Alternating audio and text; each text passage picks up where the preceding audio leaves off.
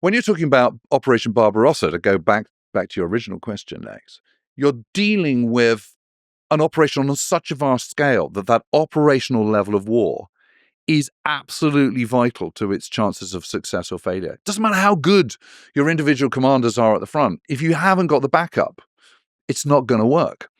And the problem that the Germans have is, yes, they've got their kind of, 3 million men on the front, and they've got their kind of, 3,000 aircraft and all the rest of it. But actually, what you need to do is break it down. And who is doing the hard yards of that? And the way the German war machine works is that the machine bit is only the spearhead. So people always talk about the Nazi war machine. In a way, it's a kind of misnomer, because you're sort of suggesting that it's highly mechanized and industrialized and all the rest of it. And nothing could be further from the truth. The spearhead is, but the rest of it is not.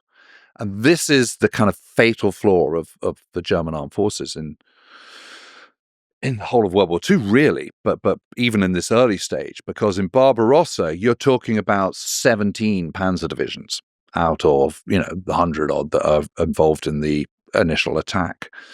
Well, 17, and that a panzer division is not a division full of panzers, tanks.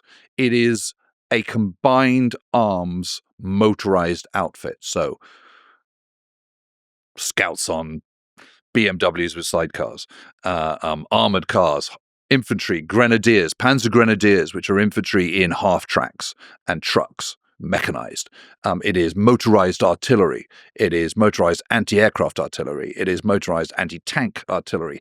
And of course, it is tanks as well, panzers.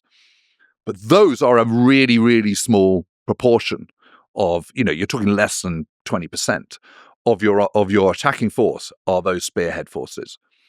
And inevitably, they are going to be attrited as they go. You are going to take casualties. And not only that, you're not going to just take battlefield casualties, you're also going to have mechanical casualties because of the huge spaces involved. You just simply can't function. So what you see is, in the initial phases of Operation Barbarossa, they surge forward. Red Army's got absolutely no answers to anything. Stalin weirdly hasn't heeded all the warnings that this attack is brewing, and there have been plenty, incidentally. Smolensk falls on the 15th of July, in just less than 4 weeks. It's just incredible. 3.5 weeks, Smolensk has gone. They've overwhelmed the rest of what had been Poland. They've surged into what is now Belarus, taken Smolensk. This is Army Group Center. Army Group North is thrust up into the Baltic. It's all going swimmingly well. But then, the next several months, they barely go 100 miles. And that's because they're running out of steam. And the 16th Panzer Division, for example, by the time it's taken Smolensk, involved in taking Smolensk on the 15th of July, 1941, the following day, it's got 16 tanks left. 16 out of, should have 180. So it's just being attrited. They can't sustain it. And they can't sustain it because as the Russians fall back, as the Soviet Red Army falls back, they do their own scorched earth policy. They also discover that the railway line is kind of a different loading gauge, so they've got to change it.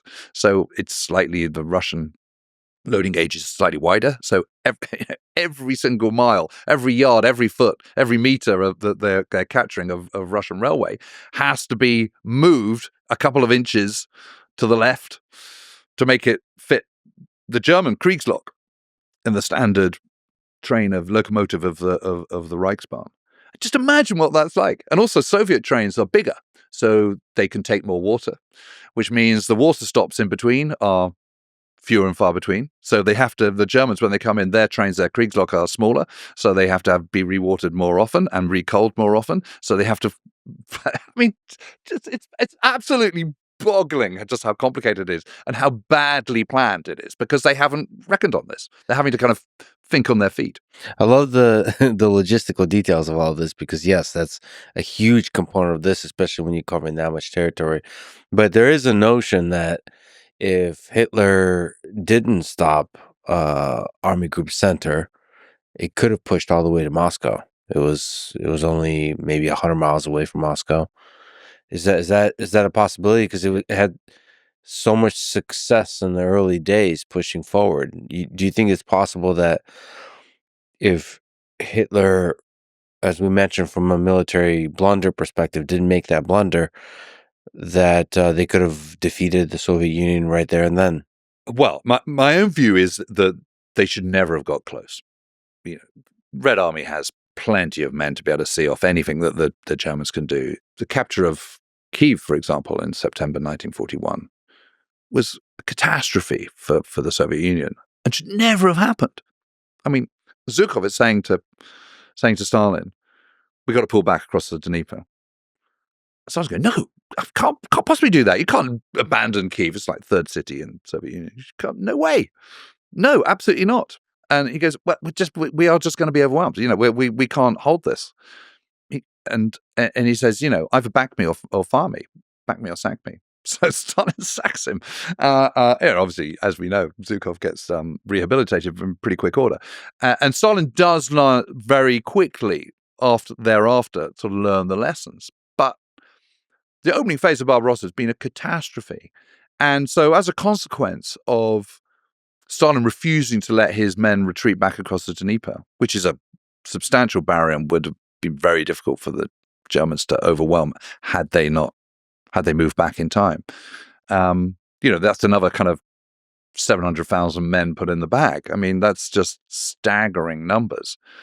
But yeah, I mean, there's so many things wrong with the Barbarossa plan. Too much over. It's just such a vast area. I mean, you're talking about kind of 2,500 miles or something. Of frontage. Maybe if you kind of put your panzer groups, which are these spearheads, and you put them all in one big thrust and just go hell for leather straight across on a kind of much more narrow front of, let's say, kind of 400 miles rather than 1,200, then they might have they might have just sort of burnt away straight through to Moscow.